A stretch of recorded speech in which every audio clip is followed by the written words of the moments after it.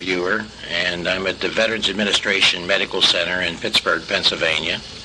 And at this time I have with me Nino Gucciardi. And he was a bombardier on a B-17 and was also a prisoner of war. At this time I will let Nino tell his story. All right. I graduated from Trentham High School in Trentham, PA, and just about the time that I graduated, it wasn't long after that, that there was a war going on in Europe, and things were pretty tough, and in fact I had thought of getting into the Army just to get work because there was no work available, but did go and take all the tests and even got sworn in and was ready to be taken into the service. But I got a job that paid me $6 a week, so I didn't go. So that was around 1940. So then, anyway, finally we got into the war, and I was talked into by a friend of mine of getting into the cadet program. He was a flyer, and he said that if I had to go, probably one of the best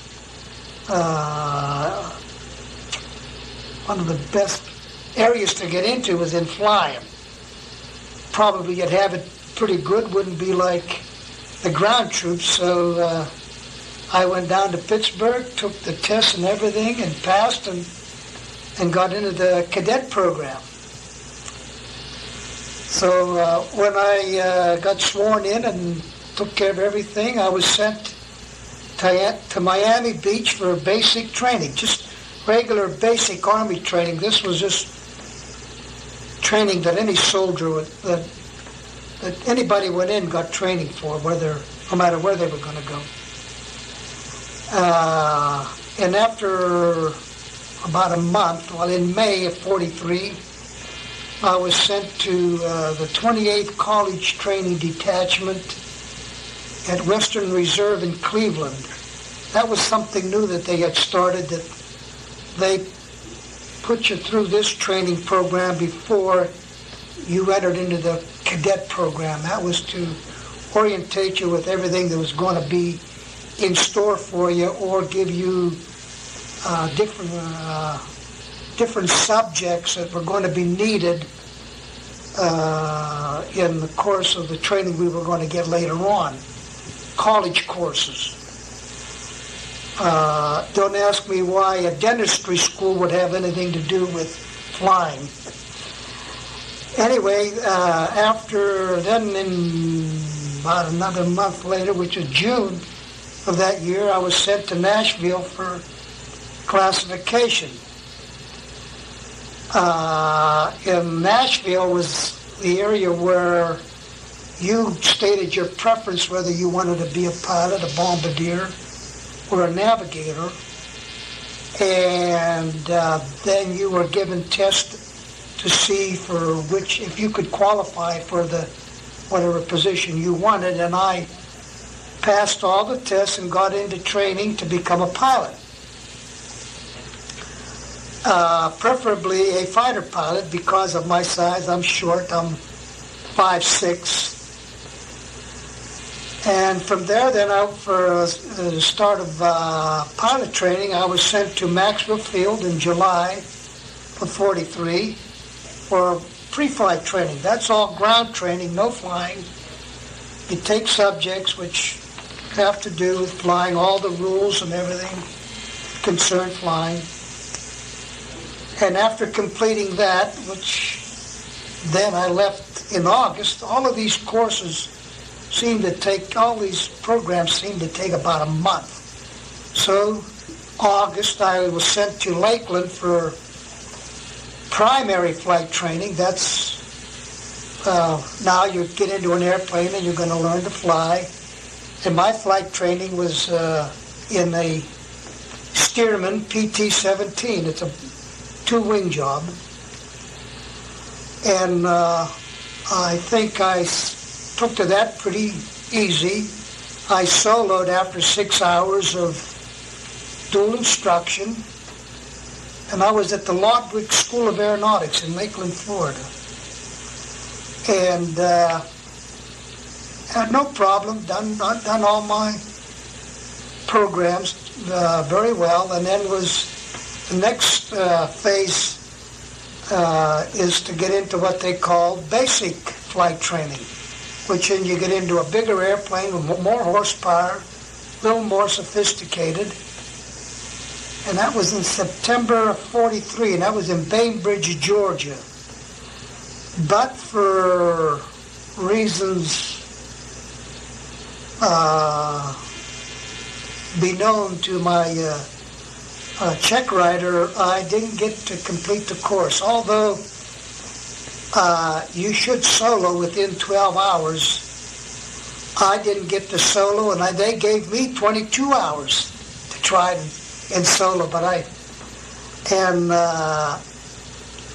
have to put the blame on an instructor that I had, and I'm going to put this into the record because I think it was very instrumental in me not continuing that part of my program. The fellow's name was Captain Gas Tiger, and you have to remember I was a young fella at the time, and on my first check ride with him, he used language and treated me in such a manner that from that point on, every time he got into the plane, no matter how well I did with my instructor, when he got in a plane, I couldn't fly it. It just went that way. Well, anyway, so since I didn't complete that, then my second choice was to be a bombardier or navigator. So being that they needed bombardiers more than they needed navigators, at the time they decided to put me into bombardier school, which then from that point on, they decided to send me first to gunnery school, because no matter what position you took on the plane, you also had to man some guns. So I was sent to Tyndall Field in January of 44. I arrived at Tyndall Field, Panama City, and trained in the Sperry ball turret, which is an awful position on an airplane, believe me.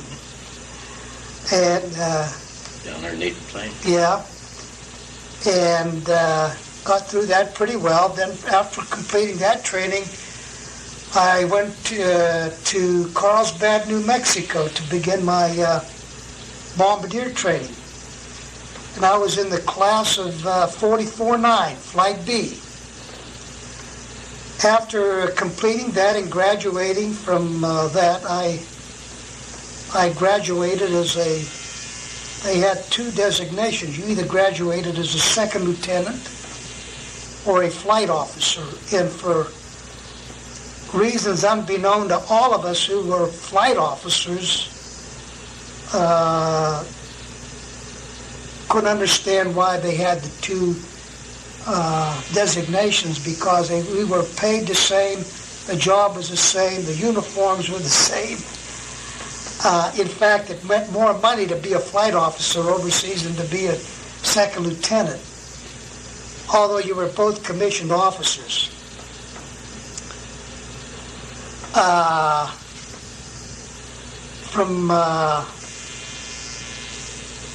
After that part of my training, then I was sent to Drew Field in Florida, where you get more training in your profession, whatever it is, with different crews. Just to if you're a bombardier, you just fly with different crews, and you just practice more bombing under more of a simulated combat condition in the plane that you were going to fly in combat, which in my case was the B-17. So I trained in the B-17 in Florida to drop bombs from it.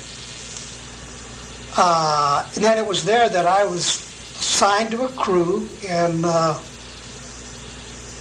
an excellent crew. And I'll bring that up because of the pilot of the plane that I was assigned to was a West Pointer who had then took up flying and then also became an instructor in the B-17.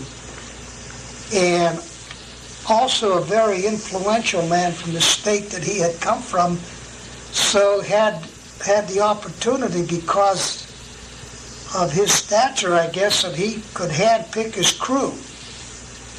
And the navigator of the crew was a fellow who had already flown 20 missions in the Aleutians, so he was well trained. The radio man was an instructor. The engineer had been an instructor. And I couldn't understand how me, a rookie, was being picked on his crew. And then I found out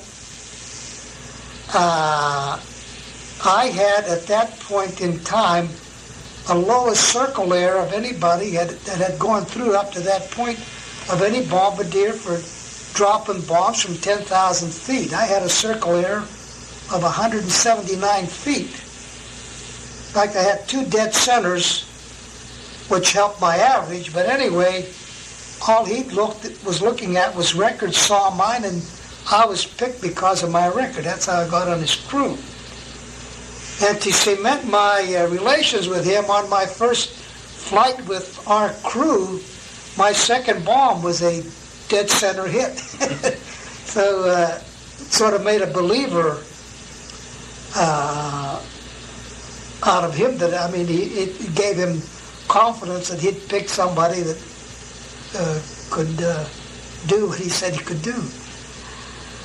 Well, anyway, then after practicing together for a while, then we were assigned to go to the European theater. So we left England in July of 44, was headed for Greenland for our first stop.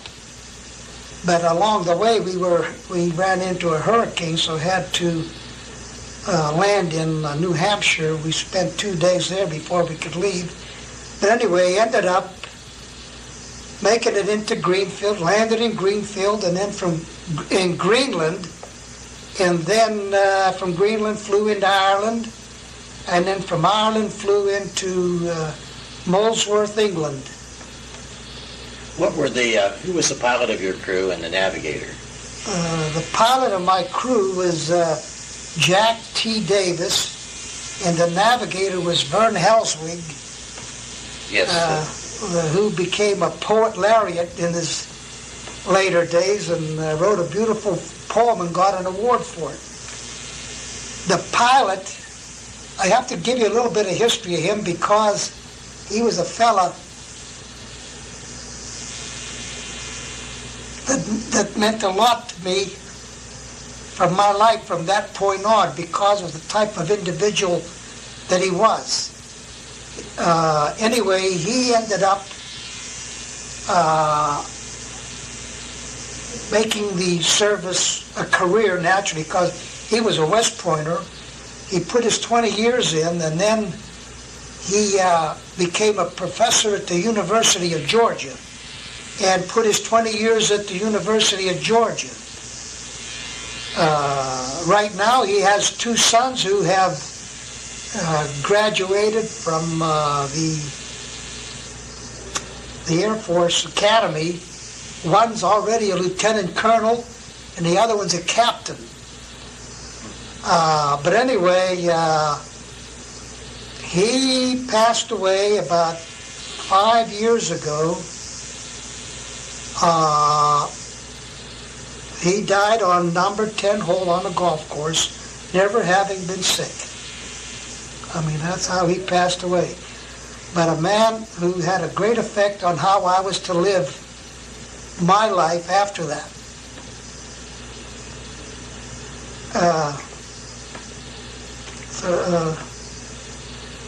Putting that behind. Anyway, we arrived at Molesworth in what seems to, in this day, was the Hells Angels group, the 303rd Bomb Group, and the 359th Squadron is where we were assigned. And what makes this group, in my book, famous is, if you go to the Air and Space Museum in Washington, D.C., there's a mural on the wall, big mural, and that plane is a B-17, and it's the Thunderbird. And that plane is from the 303rd Bomb Group, 359th Squadron. So if there's any claim to fame, well, it would be that that plane was picked for, it has a history.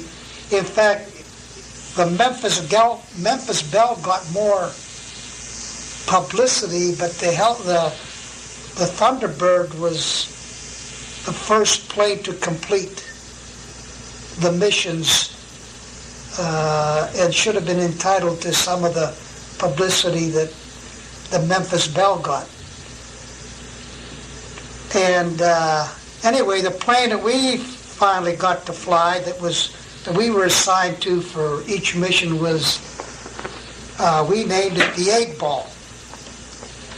In fact, our 8-Ball was the third. We were told that there had been two other planes already called the 8-Ball and had been shot down. Well, it ended up that even our 8-Ball got shot down. And a little bit of trivia about the 8-Ball, Clark Gable flew in the 8-Ball, in one of the 8-Balls. I've never found out which one. Well, anyway, our crew got to fly 8 missions, and we got shot down on our 8th mission. We were on a raid to Sturkrade, which is near Cologne in Germany, and it was a great raid on that day. It was a raid that took place on November the 2nd. On that day, reading some of the newspaper accounts, which I found out later, we lost close to 40 bombers, and I can't remember how many fighters, but I was reading it in that article, and the Luftwaffe, that was their last big effort, because the Luftwaffe lost over 120 some fighters, and this all happened in a span of about less than an hour. It was a maximum effort by the Air Force to bomb Merseburg, and it was a maximum effort by the Luftwaffe to see to it that the bombers were wiped out. And it was also being that it was known that they were going to be met, it was also a maximum effort being put out by the fighter groups in order to escort the bombers in and out on that raid, knowing that they were going to be met by intelligence had already found out that they were going to be met by a large force of fighters. Although our group was not, our group went to another target as a decoy to try to draw them from this place, but we were fortunate, I guess, that they didn't come for us. Although we were the only unfortunate ones in our group, as we were the only ones that were shot down out of our bunch. I think there was 32 planes that headed for our target, and the rest all went to the main target. Well, anyway, after dropping bombs, we got hit and lost an engine. Couldn't maintain altitude and tried to make it back into friendly territory, so we had to break away from our group.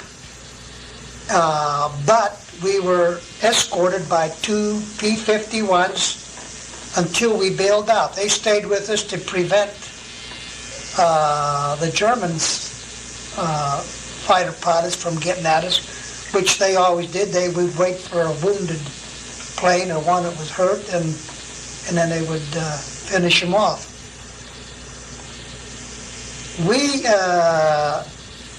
We couldn't maintain our altitude because of the bad engine and not being able to feather the prop. So we had to put it into a glide and get as much distance as we could before we bailed out. And our goal was to get across the Rhine River.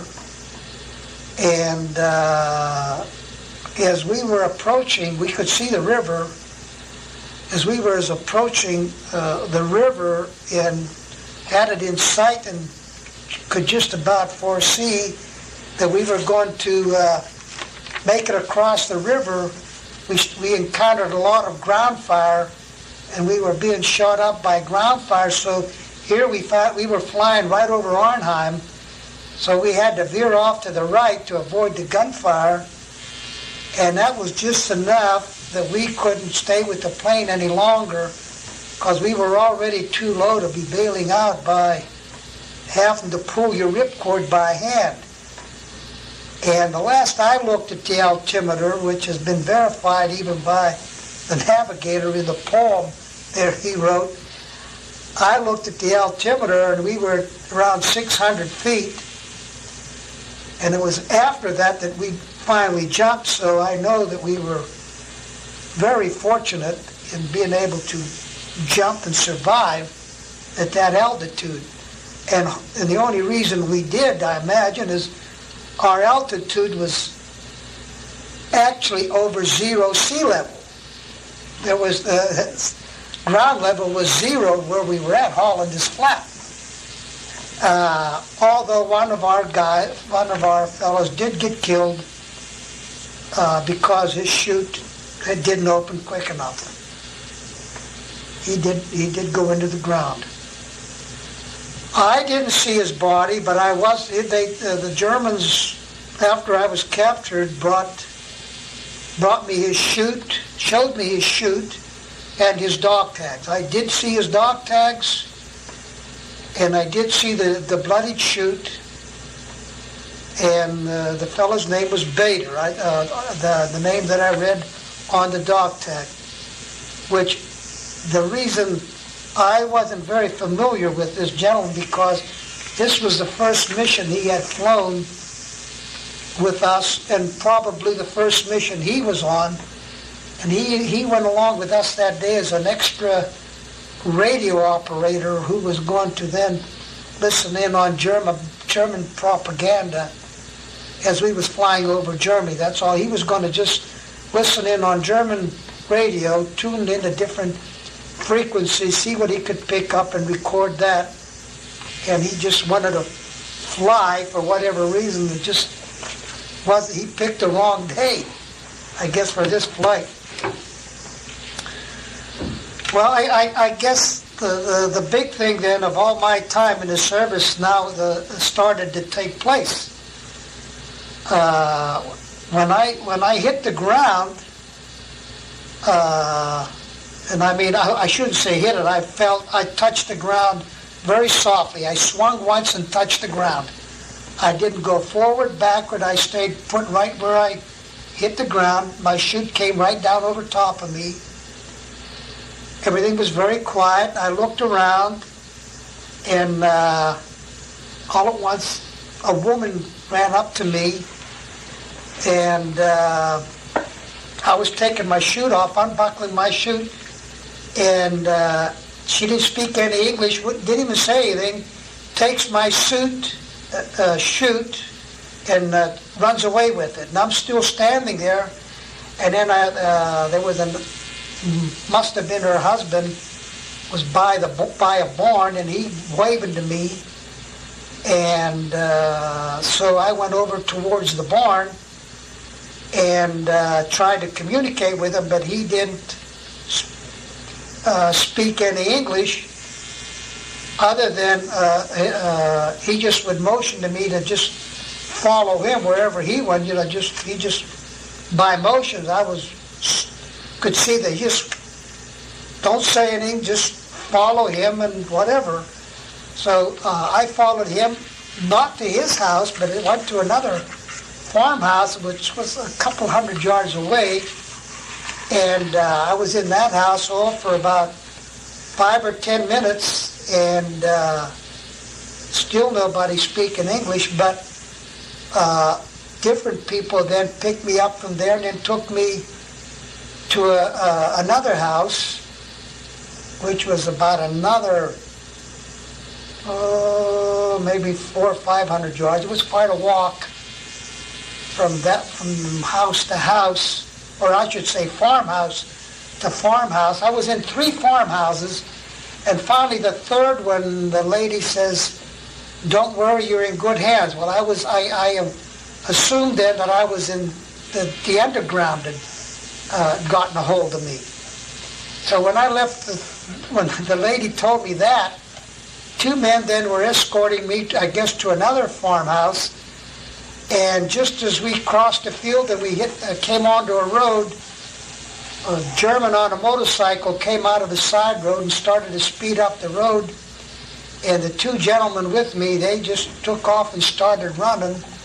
And as the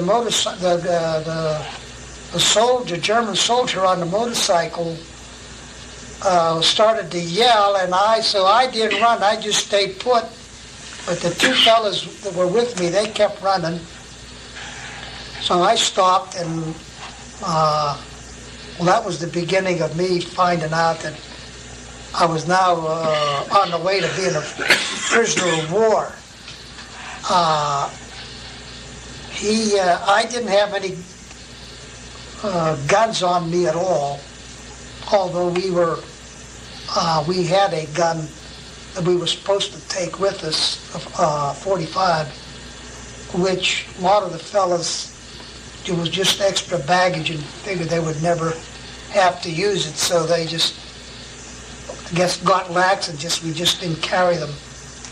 But anyway, to go back a little bit, I wasn't supposed to fly the day that I got shot down. I just got back from London.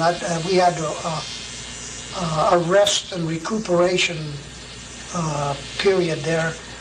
So we went to London for 3 days. Our crew went to London, and we got back late that evening and weren't supposed to fly the following day. But in the morning, when they were getting up all the crews, after they left us go, they came back about an hour later and shook me and says, "You're flying today." And I said, "No." I said, we're not supposed to fly. We just got," he says,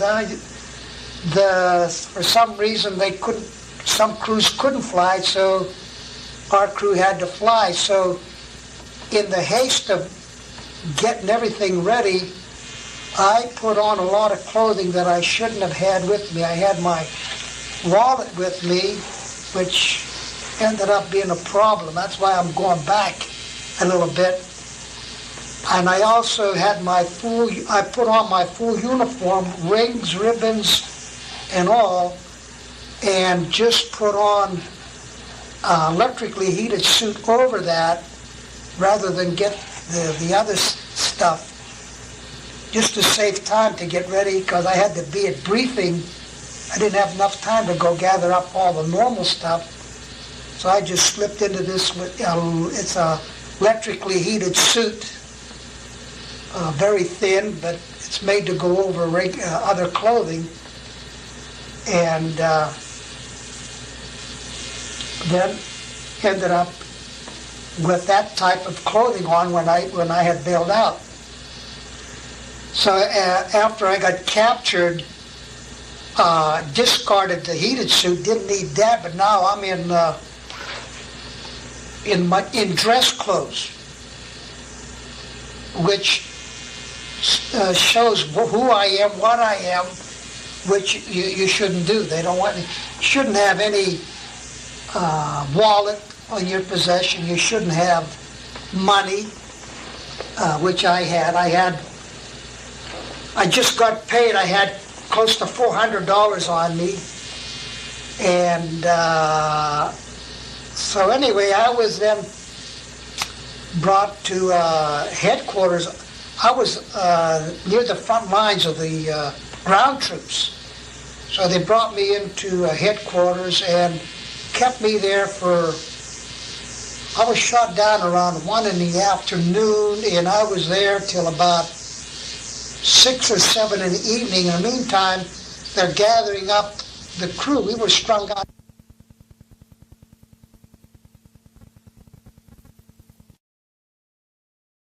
Six or 7 hours, and within that time period, they kept bringing my crew in one at a time until we had everybody gathered there except the fellow who had been killed and the pilot. They didn't get him. And then they took us from there into an underground dungeon, I called it, behind bars. And one of our fellow crew members had landed in a tree and had hurt his leg pretty much, and we wanted them to get him some medical attention, which they did. They after we were there in that cell for about an hour, a doctor came in and did take care of this Marvin Brown. He was a waist gunner, took care of his leg, gave him some pain-killing, I think it was morphine. In fact, he left a couple of vials of morphine there, which he forgot, which we kept. And we didn't know what we were going to use it for, but we kept it. Then from there, we were sent into a warehouse. I'll tell you more if you want to.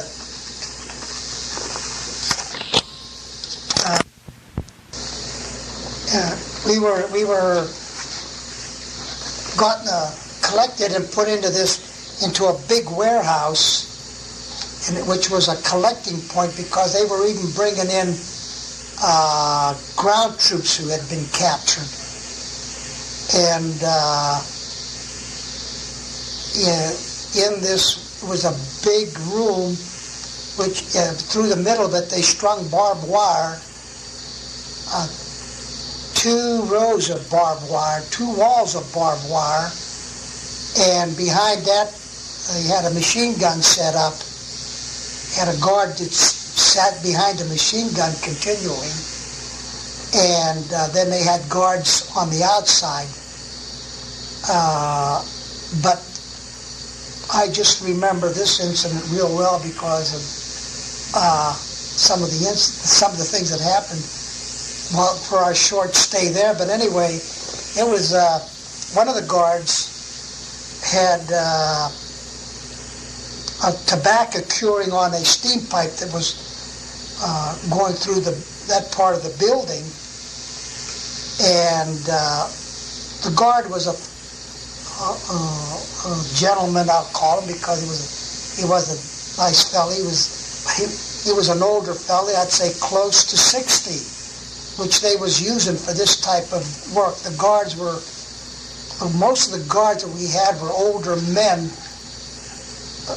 I guess because they didn't want to use them on the front lines, and they took the cream of the crop for the more harsh duty.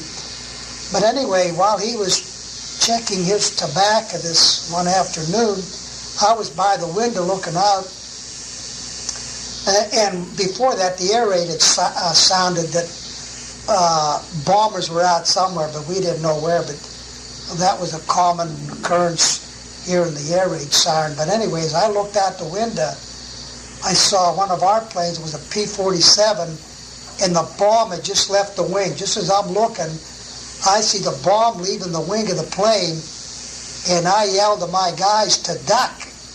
And I hit the floor, and I get right behind this beam, and the bomb ends up going off. And anyway, that bomb killed this gentleman that was checking his tobacco. A piece of shrapnel caught him on the neck, took a big chunk out of his neck, and that was the end of that German. Which then put panic in the guards. They didn't know what to do. They were trying to take care of their friend and still guard us, and it looked like they were going to fire their machine gun and just get rid of us. He just very excited. He would go look at his buddy, the one, and then he would run outside. He was blowing a whistle to get help for his buddy, but it was too late. But anyway, that ended up being all right. I mean, we got through that. They come in, they put him on a cot and carried him out. And we found out later that a woman and child was also killed by that bomb that went off right near, very close to where we were at. But that was the beginning of probably some of the worst things that was going to happen to us later on. Well, anyway, came time to, I don't want to get ahead of myself. While we were there, we were being interrogated by frontline officers. And part of they wanted to know where we were bombing, in what position we had on the plane, which I wasn't given that information, but maybe some of... Did your uniform give you away, or was that gone by that time? Your uniform, you said you had... No, I took my wings off and put them in. Okay. No, they knew I was an officer. That was understood. But anyway,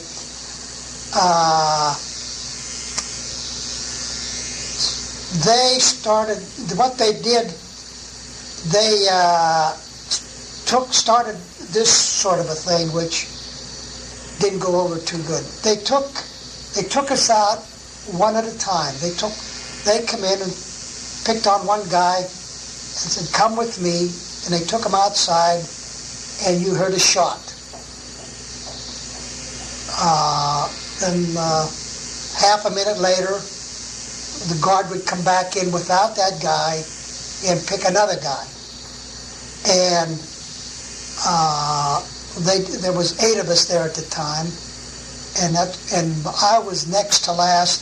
Me and the engineer were the last 2 to be taken out, and we thought they were killing us. They were killing us one at a time.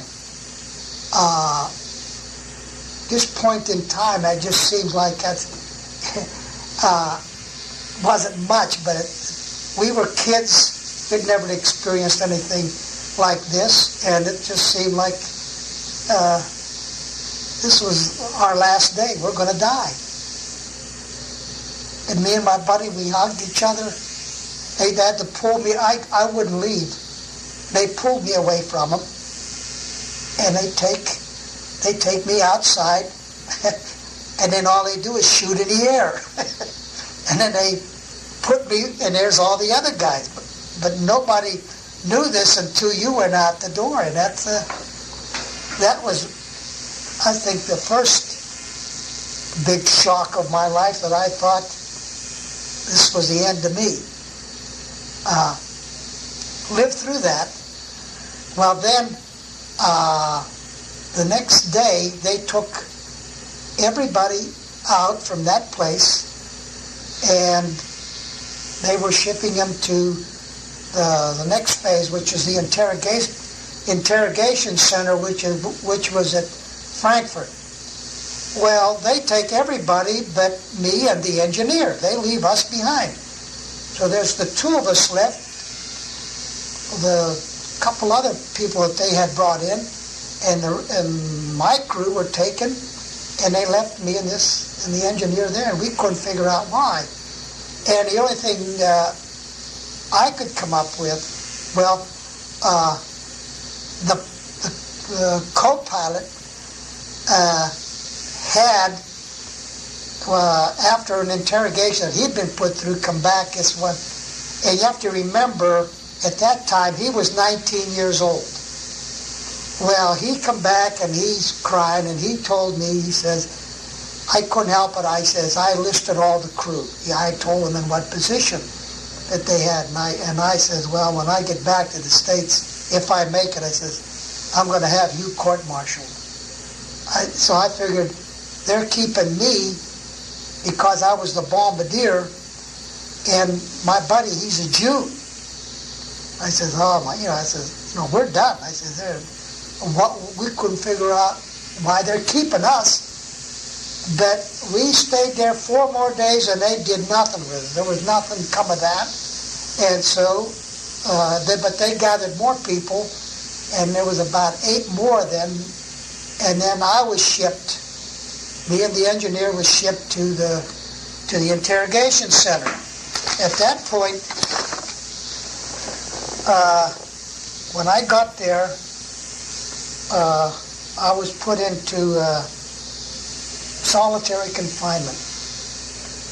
And maybe to add a little bit of humor to the story, I was put in solitary confinement, and it was a very small room with a cot with a straw mattress laying on slats. But the mattress, the 2 ends of the mattress were up on the cot, but the center of the mattress was laying on the floor. And that's how I laid in it all night. That's what I did. Well, the next morning, I'm called, I'm being taken out to be interrogated by whoever's going to interrogate me. And anyway, when he's interrogating me, I says to him, I says to the interrogator that I didn't care much for the cot that I had laid in all night because of the fact that my feet head were up in the air and my rear end was on the floor. And he said to me, he said, well, why didn't you take the mattress, lift the mattress up and space the slats so that and I had never thought of that. So it was probably because of the condition I was in or what I was being put through that I wasn't thinking. But it was ridiculous that it never entered my mind that I could have just taken in boards that were all pushed together and just spaced them, and I could have slept a little better. But anyway, when I was brought into the room, the interrogator was looking at, the guard took me into the room, closed the door, and the interrogator was looking at a wall map, the whole wall was covered with a map, and he had his back turned to me for a good 2 or 3 minutes. Then he turned around and he looked at me and he says, Nino, he says, where the hell you been? Those were his exact words. Nino, where the hell have you been? We've been waiting for you. And I didn't say nothing. I just kept listening and looking. He says, come over here. He says, come over here. And he's pointing on a map. He says, come here. He says, this is, and he's pointing exactly to the target, to the town we had bombed. He says, this is where you were bombing, where you were bombing that day when you got shot down. I says, can't answer that. But he was right. He had pointed to that. But anyway, ended up him giving me way more. He knew more about myself and where I had, the base that I had come from. Even he had information on my education in the States, which was to me unbelievable. He told me he gave me the serial number of the plane we ferried from the United States into Ireland. He gave me that number of that airplane. Gave me the name of all the officers who were headed our bomb group in our airfield. But anyway, but after that first day of interrogation with him, I was put in to another area, again still in solitary, and now though I'm in civilian hands. Believe it or not, I am now in the hands of the Gestapo. And the reason for that was I had all this money on me, so I was told. They said that I was a spy. I was dropped. I was being dropped, that I was parachuted in, and that I was a spy. Why did I have all that money on me, or what was I? And I tried explaining that, I just didn't have time, just wasn't normal, and I just happened to put on these clothes, and I didn't take my wallet out or whatever, and had that money. Well, those 4 days, I was not fed. I got no food, and kept being harassed, threatened, or whatever, scared, threatened to be killed, threatened to be shot as a spy, threatened not to be put back into Army hands, that on account of what I had, that I was not entitled to be put into. But finally, on the 4th day, I asked to see the interrogator because I wasn't being fed. And whenever I went to him, he said, there isn't such a thing as stoppage of food around here. I says, well, this is 4 days now, and I'm not being fed. He says, well, I'll see to it that you're fed this evening. And the rations at that time was slice of bread for breakfast, a bowl of some kind of kohlrabi soup or something for dinner, and in the evening you got another slice of bread. That was total rations. So I said to him, I says, well, how's chances of getting 2 slices of bread tonight? Because, he says, we couldn't do that. He says, somebody else will have to do without. I said, well, somebody's been getting mine then. He says, well, I'll see what I can do. By golly, I did get 2 slices of bread that evening. And that was the end of my interrogation with that. Then I was taken out of that and put back into, I spent a total of 2 weeks in solitary confinement, which seemed like 20 years. Solitary confinement is, I don't know, I guess it's meant to do something to you, and it does. I say it does. I saw people, I'd be walking down the hall being taken to my interrogator, and I would see these other fellas coming back glassy-eyed, didn't seem like they were with it. They were like out of it. And it just made me that much more scared, figuring that's how I was going to end up. I didn't know what the total thing was going to happen to me while I was there, but I did make it out of there fine. I got out of there good shape, I'd say, considering everything. And after all the scary things were over with, and you're back into seemed like the program. Well, now I was being sent to a permanent prison camp, which then from Frankfurt I was sent to Stalag Luft 3, which is way on the eastern side of Germany, near Czechoslovakia. And that's where I put in approximately 3 months. And anyway, it was Christmas Eve that I remember it so well. It's Christmas Eve, and we're being mustered outside there. The Germans are counting us. Every now and then you'd have to line up and they're counting us. And while they were doing that, they just brought in a new batch of prisoners. And I'm looking, and I see this one fellow, and I says, by golly, I says to the guy, and I says, that looks like Jack. That was the pilot. And this was Christmas Eve. We were shot down November the 2nd, so this is nearly 2 months later. And so after the Germans were done with us, and they just got away from us, and they released the prisoners that they brought in.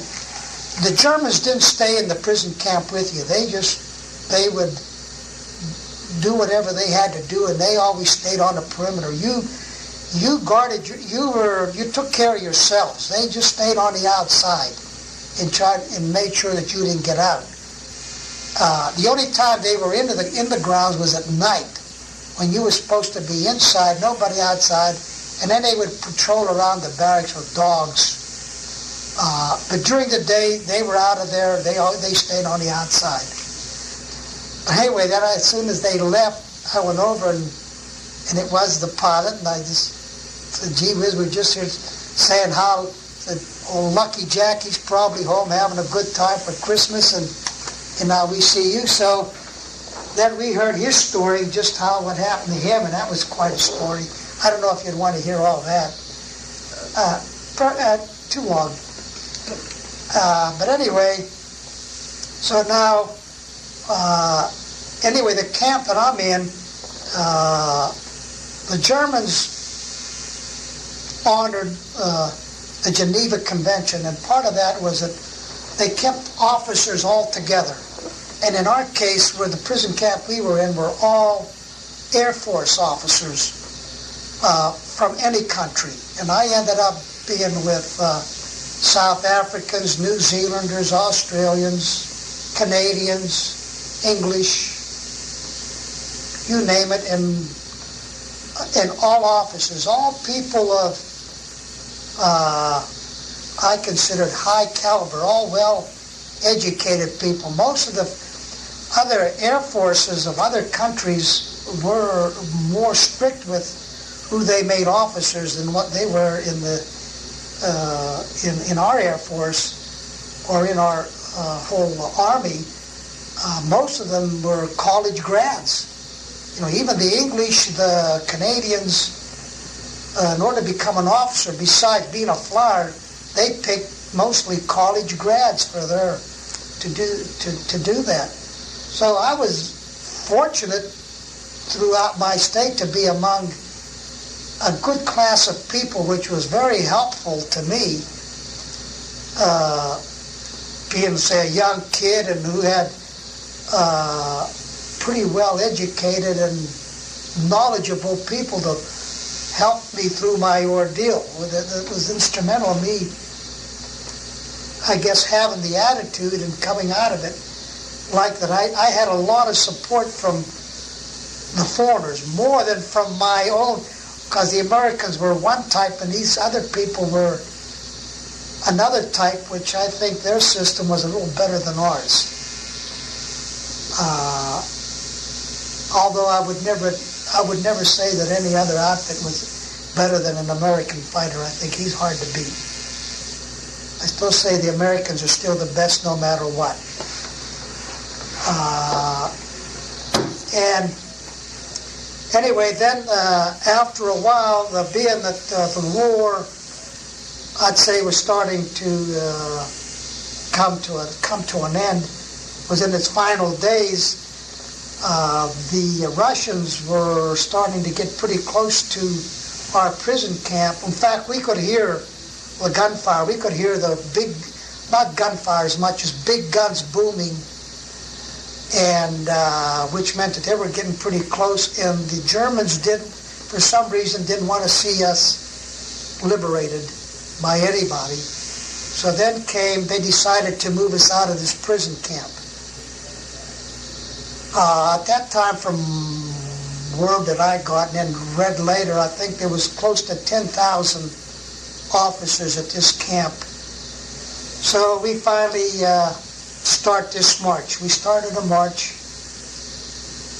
and I think we were on the road close to 2 weeks. We would march 7 to 8 to 9 miles a day, and then we would, when we get close to evening, they would look for a farmhouse or somewhere for the guys to set up. But most of it, nearly everybody, there was no bed. You slept on the ground outside, under a wagon, in a barn. What time of the year was that, Nino? February. That was in February. Pretty cold then. Very cold. I remember sleeping one night. I tried to get, being that there was so many, you were at the tail end of the line. By the time you got, there would be not a piece of ground that you could, there would be no cover. There would be no place that you could get cover. So had to try to get in between somebody or whatever. The two that I remember very well, one was I made it to the top of the barn, but the roof was going on the barn. There was about 5 or 6 inches of snow on top of the straw that I was trying to dig myself into, but I couldn't even lay out because there was so many guys already there. So I just made a hole and just went straight down in it. Didn't stretch out, just went straight and just pulled my knees up against my chest. And it was snowing on top of me even in the hole. I'm in the hole, but the snow's coming down. That's how I spent the night in this one barn. Another barn, I could speak a little French, and I met a Frenchman, and he was in the stable, and he was feeding the horses, and he was putting the feed in a trough that's in front of the horse. And he said to me, and I said, boy, that'd be a good place to lay in that trough. He says, I'm feeding the horses, and later on, he says, after they're done eating, he says, I'll fill that back up again. And he says, you can go lay in there. Which I did. I had to wait till nearly 11 o'clock that night before I'm walking around and everything, trying to keep warm. This is in February. There's no heat. And so he fills it up. So after he's done filling it up, there was 2 of us.